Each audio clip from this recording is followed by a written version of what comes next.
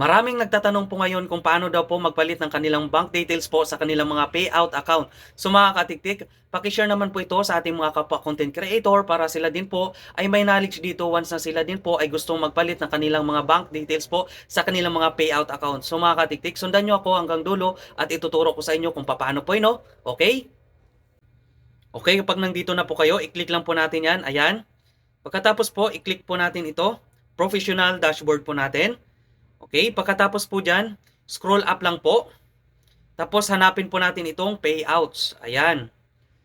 Ayan, pagkatapos po, i-click lang po natin itong settings po sa taas.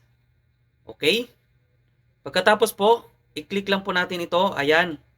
Okay. Pagkatapos po dyan, makikita nyo na po yung update.